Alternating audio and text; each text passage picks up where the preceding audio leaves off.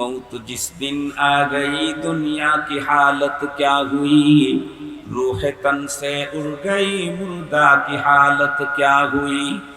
जब मलाकुल मौत आवेगे तुम्हारे सामने, फिर तुम्हें फुर्सत न मिलेगी लब हिलाने के लिए। बाप भाई माँ बहिन फरजंद जन और यार गाल, आशिक माशूक नौकर बंदाए खिदमत गुजार। काम आने का नहीं हर एक जुदा हो जाएगा, काम आने का नहीं हर एक जुदा हो जाएगा, बल्कि एक एक उस्ब दुश्मन जान का हो जाएगा। हुस्न तेरा चंद रोजा फिर फना हो जाएगा, जिस पे तेरा नाज है वो खाक में मिल जाएगा। মনে রাখতে হবে আমাদের দেশের অনেক মানুষ ট্যুরে যায়। এই যে এখন হাজিরা হজে যাচ্ছে, কিছুদিন আগে উমরা সফর থেকে অনেকে ফিরে আসছে। আমরা প্রত্যেকেই জানি ট্যুরে যায়, হজে যায়, উমরায় যায়। এরা যখন যাওয়ার সময় বিমানের টিকিট করে তো আসারটাও একই সঙ্গে করে ফেলে, একই সঙ্গে আসারটাও করে ফেলে, দুইটা একসঙ্গে করতে হয়। ইচ্ছা করলে অবশ্য আগে পরে আসার যাওয়ার ব্যবস্থা আছে, কিন্তু হজ উমরার সিস্টেম হলো যাওয়া আসার টিকিট একই সাথে করতে হয়।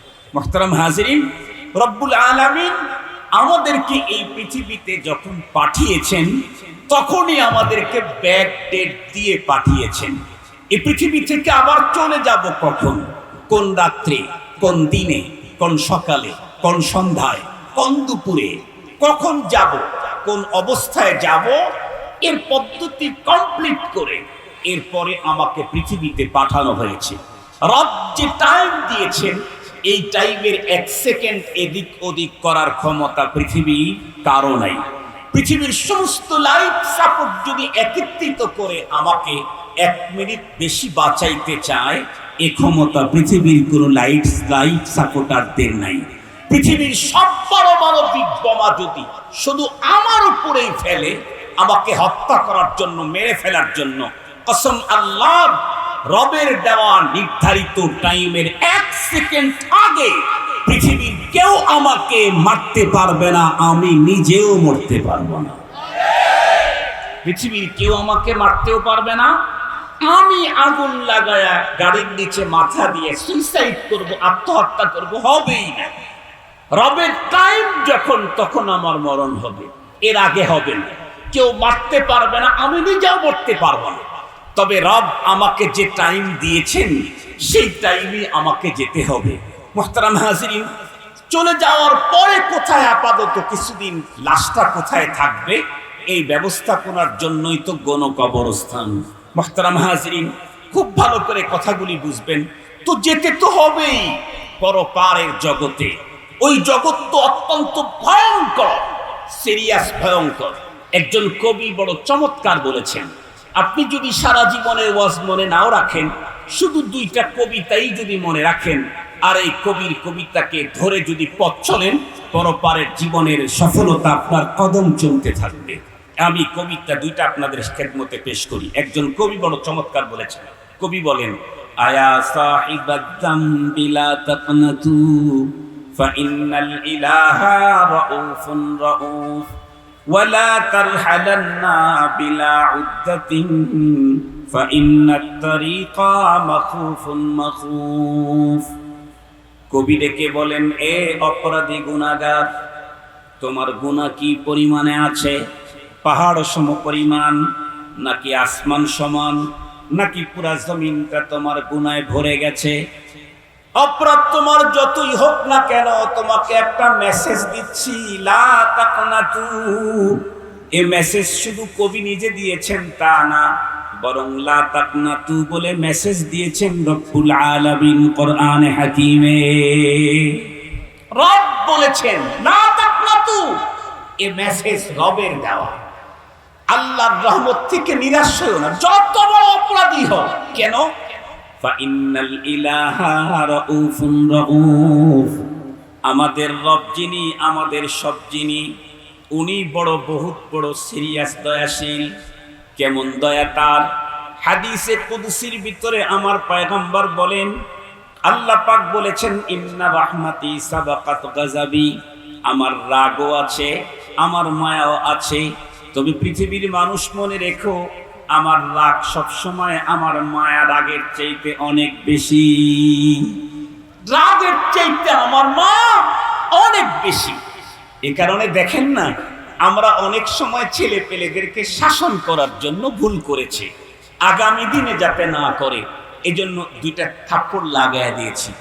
থাপ্পড় লাগানোর পরে বাবা যে ও সন্তান যখন কাঁদতে থাকে, ওর যখন চোখের পানি ঝরতে থাকে, বাবা তখন আর সইতে পারে না। কিন্তু মাত্রই চট দিয়েছে, এখন ছেলেকে বাবা কোলে নিতে চাইলে ছেলে আসবে না।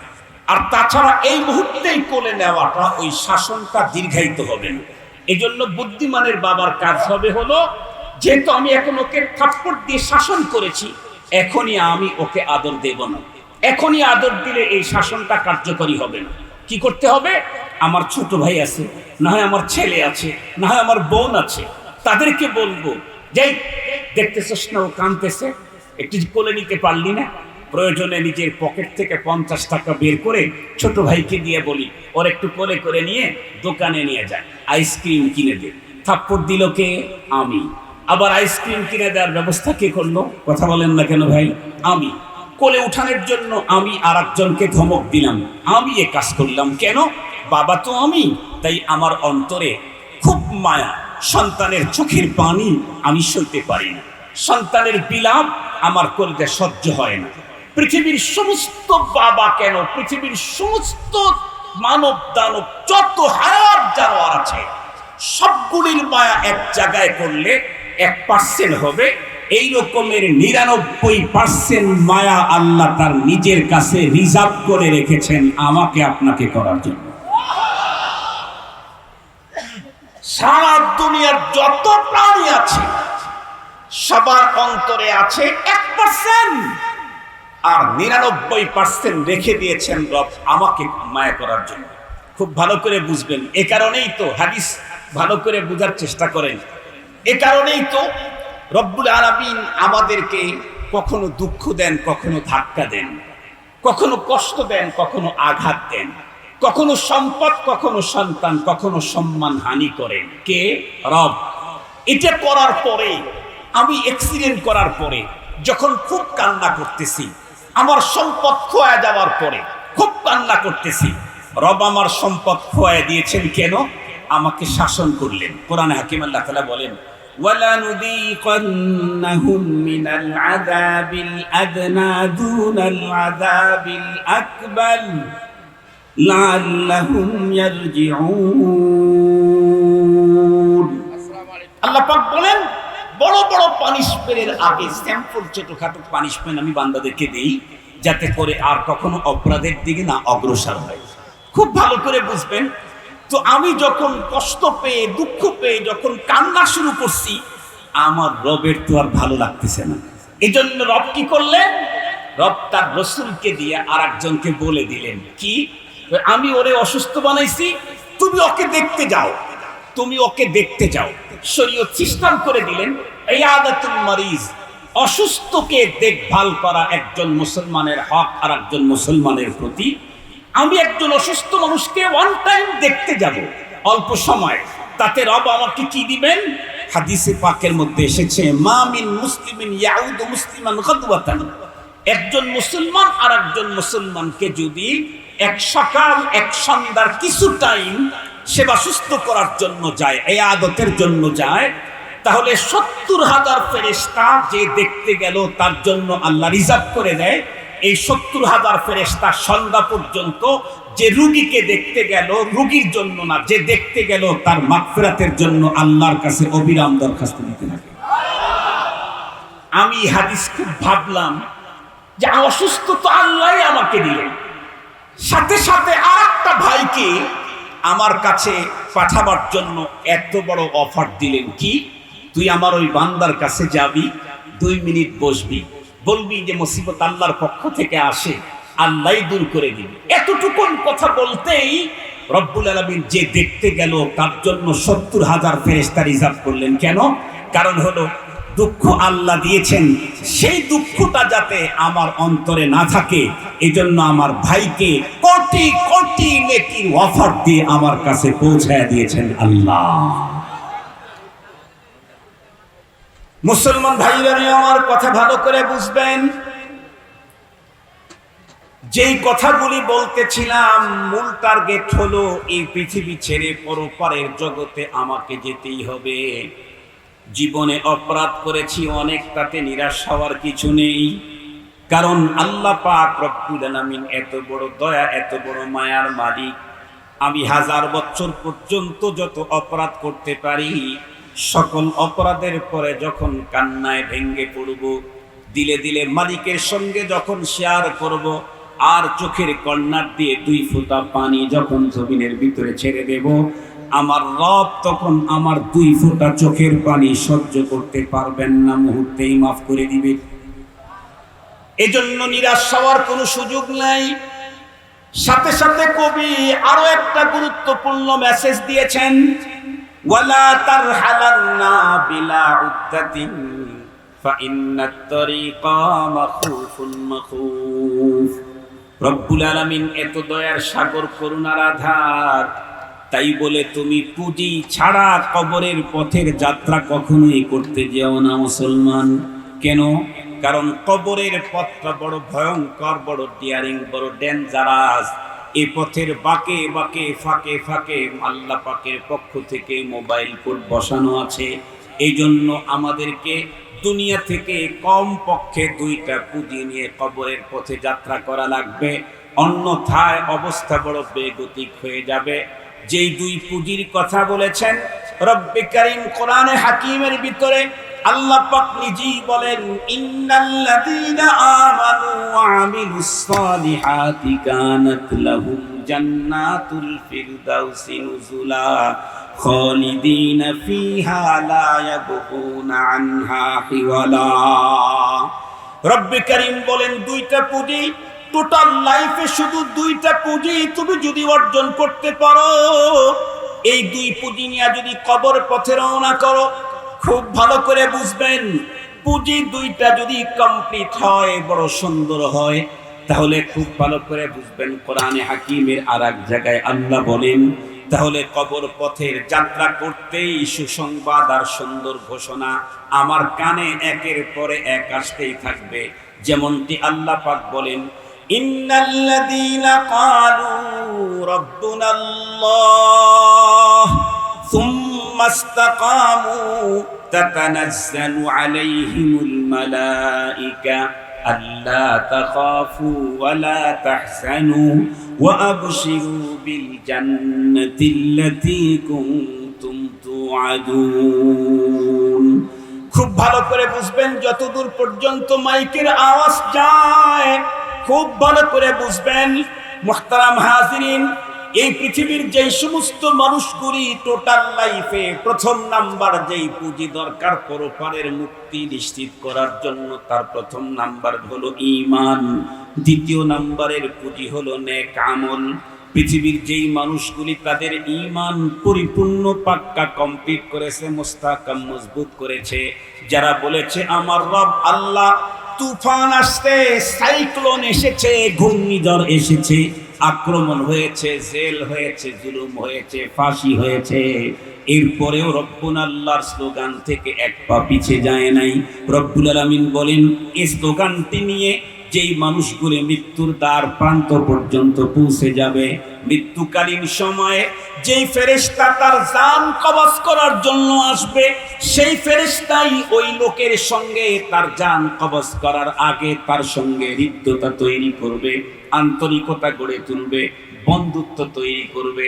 জান কবজ করতে এসে মালাকুল মউত ওই লোকটাকে, ঈমানদারকে ডেকে বলবে, দোস্ত তোমার কোনো ভয় নাই, পেরেশানি নাই, কারণ আমি তোমাকে এখান থেকে এমন একটা জায়গায় নিয়ে যাব, যেই জায়গা এর চাইতে কত উন্নত তুমি ভাবতেও পারো না। যে ফেরেশতা আমার জান কবজ করতে আসছে, সে এসে আমার সাথে হৃদ্যতা করবে, সে আমার সাথে বন্ধুত্ব গড়ে তুলবে, সে আমাকে অফার, অনেক বড় বড় অফারের কথা বলবে। সে আমাকে, আমার সঙ্গে সে মোহাব্বত তৈরি করবে। সে আমাকে বলবে ভয় নেই, পেরেশানি নাই। কততলা বিল্ডিং রেখে যাচ্ছ তুমি? কততলা? কি বার্জাল খলিফার মালিক তুমি? দুবাইয়ের সবচেয়ে পৃথিবীর উঁচু বিল্ডিং বর্তমান দুবাইতে, এই বিল্ডিং এর মালিক তুমি। তাতেও কোনো পেরেশানি নেই। কেন? তোমার জন্য যেটা রেডি করা হয়েছে সেটার কি বলবো, তোমার ওই বিল্ডিং এর সবকিছু দিয়ে তোমার জন্য যে বিল্ডিং তৈরি করা হয়েছে সেই বিল্ডিং এর একটা শিকলের দামও হবে না। কিতাবের ভিতরে এসেছে কোন কোন ইমানদার দীর্ঘদিন দুনিয়াতে থাকার কারণে দুনিয়া থেকে তার দিল চলে যেতে চায় না। আজরাইল আলাইহিস সালাম জান্নাতের সুসংবাদ যতই সুন্দর ওয়াজ করে তারপরেও দিলটা বের হতে চায় না। রব্বুল আলামিন তখন মালাকুল মউতকে ডেকে বলেন, এই ওয়াজ শোনায়া লাভটা কি? চোখের মাঝখানে আর জান্নাতের মাঝখানকার পর্দাগুলা খুলে দে, আমার বান্দাকে মৃত্যুর আগে তার জান্নাতের ঠিকানাটা দেখায় দে। এই লোকটি তখন মৃত্যুর আগে জান্নাতের যখন দৃশ্যগুলি দেখে তো এমন একটা হাসি দেয়, এই হাসিতেই এই সুযোগী মালাকুল মউত তার আত্মাটা বের করে ফেলে। সে লাশ, তাকে গোসল করাচ্ছে কিন্তু এখনো চেহারাতে হাসি আছে। তাকে কাফন পরায়া দিয়েছে, এখনো তার চেহারায় হাসি আছে। তার ফ্যামিলির প্রতিটি মানুষ কান্না করছে, তার লাশ কাঁধের উপরে বহন করে নিয়ে যাচ্ছে, তখনও তার মুখে হাসি আছে। কবরে নামাবার পর যখন তার মাথার দিকের মরণটা খুলে দিল, সবাই 3 মুঠ করে মাটি দিচ্ছে, তখনও লোকটার মুখে হাসি আছে। কিসের হাসি? কেন হাসি? এ হাসি তো দুনিয়ায় যেই জায়গায় ছিল তার চাইতে যেখানে যাওয়ার জন্য আজরাইল আলাইহিস সালাম দেখাইছেন, ওই দেখে খুশির হাসিতেই হেসে চলে যাচ্ছে। এজন্য লাগবে কয়টা পুঁজি যেন? কথা বলেন না, কয়টা পুঁজি? কবরস্থান তৈরি করলাম, কিন্তু সেই কবরের জগতে গিয়ে যদি আগুন জ্বলে তাহলে তো লাভ হলো না। কথা বলেন না কেন ভাই? কবরস্থান তৈরি করলাম, ওই কবরে গিয়ে যেন আমি হাসতে পারি, ও কবরে যেন আমার শান্তির ঘর হয়। এই জন্য কিছু করণীয় আছে। তো 2টা পুঁজির কথা কোরআনের এক আয়াতে আল্লাহ তাআলা বলেন। এই 2টা পুঁজি যার কাছে আসে, সে প্রাইম মিনিস্টার যদি হয় তার কোনো পেরেশানি নেই, সে যদি উকিল হয় তারও কোনো পেরেশানি নেই, সে যদি বিরোধী দলীয় নেতা হয় তারও কোনো পেরেশানি নেই, সে যদি কোনো দলের নেতা কর্মী কিচ্ছু না হয় তাতেও কোনো পেরেশানি নেই, সে যদি স্টেটলেস হোমলেস, ঘর নাই, বাড়ি নাই, ঠিকানা নাই, পরিচিতি নাই, কেউ তারে না চিনে, কিন্তু তার কাছে আসে সেই মহা সম্পদ 2টা, একটা হলো ঈমান আর একটা হলো নেক আমল, তাহলে তার কোনো পেরেশানি নেই। তার প্রথম নাম্বারটার নাম কি বলেন? একটু জোরে বলেন নাকি? আরো একটু জোরে বলেন। মুহতারাম হাজিরিন, ঈমান আছে তো আমাদের? পুঁজি তো 2টাই লাগবে। তার মধ্যে প্রথমটা ঈমান। ঈমান কি আছে? ভালো করে বুঝবেন, অত সহজ না। আছে বলা যত সহজ, ঈমান দেখানো অত সহজ না। আমি আপনাদেরকে একদম ছোট্ট একটা কথা বলবো, আপনারা বাসায় গিয়ে ভাববেন যে আমার ঈমানের কন্ডিশনটা তাহলে কি। আমি তো হাজী সাহেব 10 বার হজ করছি, আমি তো 25 বার উমরা করছি, আমি তো মসজিদের মোতাওয়াল্লি, আমি তো মাদ্রাসার শেখুল হাদিস, আমি তো তরিকতের পীর, সব ঠিক আছে, কিন্তু ঈমানও কি আমার ঠিক মতো আছে কিনা এটাকে সহজে বুঝবার জন্য একটা ছোট্ট প্রেসক্রিপশন, একটা টিপস আপনাদের খেদমতে বলি। আপনারা বলেন তো দেখি, একজন মানুষ তার নামাজকে সহিশুদ্ধ করতে চাইলে নামাজের আগে কিছু ফরজ আছে না ভাই? নামাজের বাহিরে ভিতরে কত ফরজ? কত বলেন? নামাজের বাহিরে ভিতরে কত ফরজ? নামাজের আগে যে ফরজগুলি আছে তার মধ্যে একটা হলো কাপড় পবিত্র হওয়া। কাপড় কি হওয়া? এটা একটা ফরজ তো। এখন ধরেন কাপড়টা পবিত্র করতে চাইলে কি করা লাগে? ডাব সাবান দিয়ে ধুতে হয়? না না, এই কাপড়টাকে পবিত্র করতে চাইলে ধরেন দুনিয়াতে 10 আইটেমের অপবিত্রতা আছে, যেমন মানুষের পেশাব, মানুষের পায়খানা, মানুষের শরীরের পুষ, পানি, মানুষের শরীরের ব্লাড, এই জাতীয় অনেক 10টা আইটেম ধরেন দুনিয়াতে 10 আইটেমের নাপাকি আছে। এই সবগুলা থেকে যদি এই কাপড়টা সেফ থাকে তাহলে কাপড়টা পবিত্র। ভালো করে বুঝবেন কথা। অপবিত্র হওয়ার জন্য কি এই 10টাই লাগতে হবে, না 10টার যে কোনো একটা লাগলে অপবিত্র হবে? একটা লাগলেই? কথা বলেন না কেন? 10টাই লাগতে হবে, কমপক্ষে 5টা না একটা? একটা লাগলেই পুরাটা অপবিত্র। মনে রাখবেন, একজন মুমিন হতে চাইলে, ইমানদার হতে চাইলে কোরআনে পাকের বিসমিল্লাহর বা থেকে সূরা নাসের সিন পর্যন্ত টোটাল কোরআনের উপরে অবিচল আস্থা এবং পূর্ণাঙ্গ বিশ্বাস স্থাপন করতে হবে, তাহলে সে মুমিন। কিন্তু কাফের হওয়ার জন্য, বেঈমান হওয়ার জন্য পুরা কোরআন অবিশ্বাস করা দরকার নাই। কোরআনে পাকের একটা শব্দকে অবিশ্বাস করলেই পুরা কাফের আর ঈমান নাই। হজ তো 20 বার করেছি, কিন্তু কোরআনে বর্ণিত পর্দার আয়াত কি মানি না আমার আপত্তি আছে? সুদের বিষয়টাকে আমি মানি নাকি আপত্তি আছে? ইসলামী শিক্ষানীতিকে আমি মানি নাকি আমার আপত্তি আছে? খুব ভালো করে বুঝবেন, কোরআন যত বিধান দিয়েছে প্রত্যেকটা বিধান আমি আমল করতে পারি না পারি সেটা ভিন্ন কথা, কিন্তু এগুলি মনে প্রাণে বিশ্বাস স্থাপন করতে হবে। নাইলে লক্ষ কোটি বার হজ করলেও হাজি হওয়া হতে পারে, ইমানদার হওয়া সহজ নয়। কথা কি বুঝাইতে পারছি আপনাদেরকে? মুহতারাম হাজিরিন, প্রথম যেই পুঁজিটা আমার পরপারের মুক্তির জন্য দরকার সেটার নাম হলো ঈমান। দুঃখের কথা বলতে হয়, আজকে মুসলমানদের সন্তানদেরকে শিক্ষিত করতে গেলে যেই বিদ্যালয়গুলিতে পড়ানো হয়, একেবারে প্লে নার্সারি থেকে শুরু করে এফআরসিএস ডিগ্রি নেওয়া পর্যন্ত কোথাও ঈমান শিখানোর ব্যবস্থা নাই। আমাদের যাদের বয়স 50 ঊর্ধ্ব, ছোটবেলায় আমরা ভাঙ্গা মসজিদে নামাজ পড়েছি। মসজিদের ফ্লোর পাকা ছিল না, ছিল কাঁচা ফ্লোর, সেখানে চাটাই বিছানো থাকতো। 5 হাত চাটাইটা ভাঙতে ভাঙতে 1.5 হাত হয়ে যেত। সকালবেলায় মর্নিং বক্তব্যে আমাদের অশিক্ষিত বাবা আর মা পৌঁছায় দিতেন গ্রাম্য মুন্সির কাছে। গ্রাম্য মুন্সি আমাদেরকে কয়েকটা স্লোগান শিখিয়ে দিয়েছিল। তার ভিতরে একটা হলো আমানতু বিল্লাহি ওয়া মালাইকাতিহির স্লোগান, আর একটা হলো লা ইলাহা ইল্লাল্লাহর স্লোগান, আর একটা হলো আশহাদু আল্লা ইলাহা ইল্লাল্লাহর স্লোগান। আজকের আমার দেশের আধুনিক স্মার্ট বাংলাদেশের বাবা যারা, তারা তাদের সন্তানকে আশহাদু আল্লা ইলাহা ইল্লাল্লাহর স্লোগান শিখায় না, লা ইলাহা ইল্লাল্লাহর স্লোগান শিখায় না, তাদেরকে আমানতু বিল্লাহর স্লোগান শিখায় না, তাদেরকে ইংলিশ মিডিয়ামে পড়ায়া, বিদেশ থেকে উন্নত মানের ডিগ্রি অর্জন করায়া দুনিয়াতে এস্টাবলিশ করার জন্য পাগল হয়ে গেছে। আল্লাহর কসম করে বলতে পারি, তাম দুনিয়ার যত বিশ্ববিদ্যালয় আছে সমস্ত বিশ্ববিদ্যালয় একত্রিত হয়ে মর্নিং বক্তব্যের গ্রাম্য মুন্সির আমানতু বিল্লাহর পুঁজির সমান পুঁজি দুনিয়া দিতে পারে না। মর্নিং বক্তব্যে গ্রাম্য মুন্সি আমাকে আমানতু বিল্লাহর যে পুঁজি দিয়েছিলেন, এই মানের পুঁজি আমেরিকার কোনো বিশ্ববিদ্যালয় নাই, এই মানের পুঁজি লন্ডনের কোনো বিশ্ববিদ্যালয় নাই, এই মানের পুঁজি স্কটল্যান্ড, আয়ারল্যান্ড, ফিনল্যান্ড, পৃথিবীর কোন ল্যান্ডে নাই। মুহতারাম হাজিরিন, আমানতু বিল্লাহর পুঁজি ছাড়া পরপারে মুক্তির কোনো সম্ভাবনাই নেই। এজন্য আসুন, আমি নিজে মুক্তি পেলেই তো হলো না, আমার সন্তানের একটু শান্তির জন্য উন্নত স্কুল খুঁজি। এক জায়গাতে 10,000, আর এক জায়গায় 10 লাখ। 10 লাখ টাকা দিয়ে আমার সন্তানকে স্কুলে ভর্তি করাই, ওকে আগামী দিনে সুখে রাখার জন্য।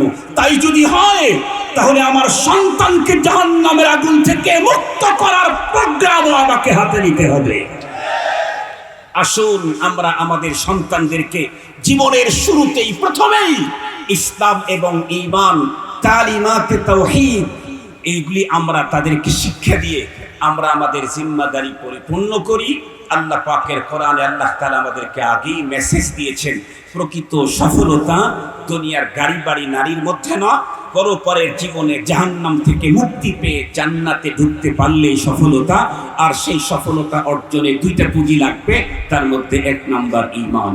ঈমান আমাকে জানতে হবে, আমার পরিবারের সকলের জন্য ঈমান জরুরি। খুব গুরুত্বপূর্ণ 2টি কথা আপনাদের খেদমতে পেশ করব।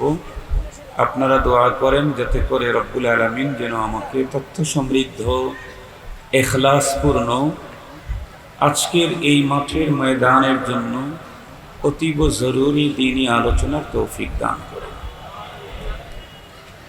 সম্মানিত উপস্থিতি, আমরা প্রত্যেকেই জানি যে আজকের অনুষ্ঠানটি একটি প্রতিষ্ঠান কেন্দ্রিক আয়োজিত। প্রতিষ্ঠানটি হচ্ছে কবরস্থান। গণকবরস্থান স্থাপন উপলক্ষে আজকের এই অনুষ্ঠান। মানুষ কবরস্থানে যায় মরার আগে না পরে মানুষকে সেখানে কবর দেওয়া হয়। জায়গাই হলো কবরস্থান, কবরের জায়গা। কবরে যাওয়ার আগে মানুষ মারা যায়, তারপরে তাকে কবর দেয়। এই বিষয়টাকে সামনে নিয়েই আমি কোরআনে হাকিমের তেলাওয়াতকৃত আয়াতে কারিমাটাকে চয়েস করেছি। যে আয়াতে কারিমা আমি চয়েস করেছি, তিলাওয়াত করেছি, এই আয়াতে কারিমাতে রব্বুল আলামিন বিশ্ববাসীকে 4টা গুরুত্বপূর্ণ মেসেজ দিয়েছে। কয়টা মেসেজ? 4টা। আমি হয়তোবা 4টা মেসেজের কথা আজকে বলবো না। আমি যতটুকুন বলতে পারি আগাইতে থাকি, আল্লাহ তাআলা যতটুকুন বলেন। আমরা প্রত্যেকেই জানি মেসেজ তো অনেক জায়গা থেকে মানুষের কাছে আসে। কারো মেসেজ আসে এপার থেকে, কারো মেসেজ আসে ওপার থেকে, আবার কারো কাছে মেসেজ আসে উপর থেকে।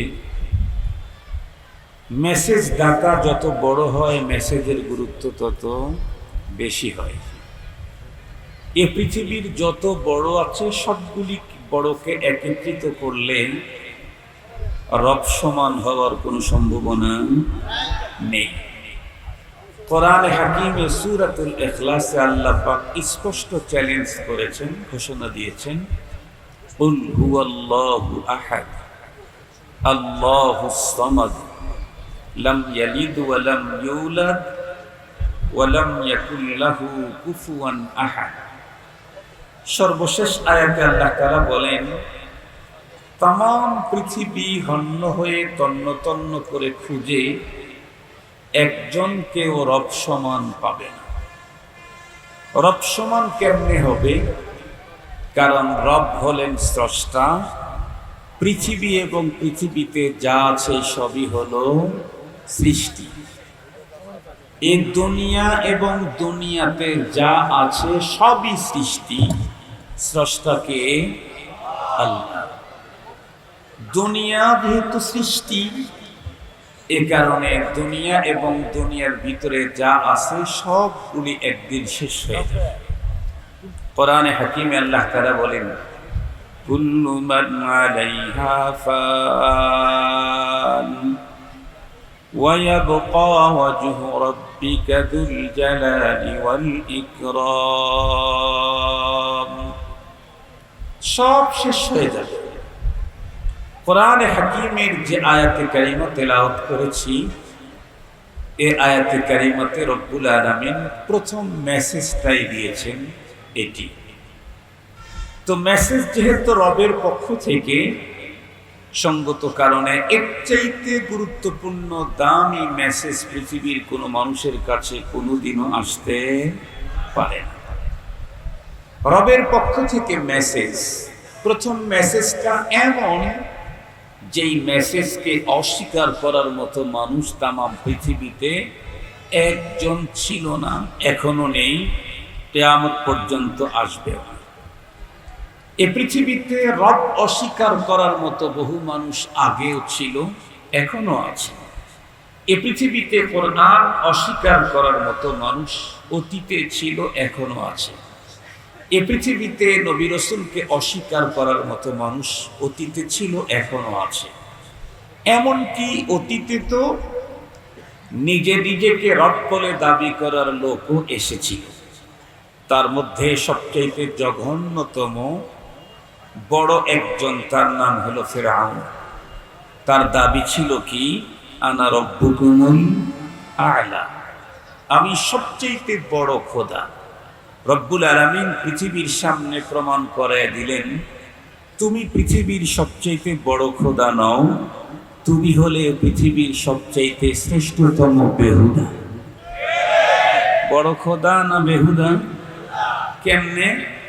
হযরত মূসা আলাইহিস সালাম পৃথিবীতে যাতে আসতে না পারে এ কারণে হাজার হাজার বনি ইসরাইলের শিশুদেরকে সে হত্যা করল। অথচ সেই মূসা পয়গম্বরকে তার বাহিনী দিয়ে নিরাপত্তা দিয়ে লালন পালনের ব্যবস্থা কে করলো? ফেরাউন নিজেই করল। ফেরাউন নিজে তার বাহিনী দিয়ে নিরাপত্তা দিয়ে তাকে খাবারের টাকা দিয়ে সব ব্যবস্থা করে তাকে লালন করল। যেই লোকটা পৃথিবীতে যাতে আসতে না পারে এ কারণে লক্ষ লক্ষ শিশুকে হত্যা করে সেই লোকটাকে নিজে লালন করা, এটা পৃথিবীর শ্রেষ্ঠ বেহুদার কাজ হতে পারে। মুহতারাম হাজিরিন, যে কথা বলতেছিলাম, ফেরাউন নিজেকে রব বলে দাবি করেছে, কিন্তু প্রথম যে মেসেজটা আল্লাহ পাক দিয়েছেন এটা ফেরাউন অস্বীকার করতে পারেনি। রব অস্বীকার করেছে, নিজে রব হওয়ার দাবি করেছে। সেটি কি? আল্লাহ পাক বলেন, কুল্লু নাফসিন যায়িকাতুল মাউত।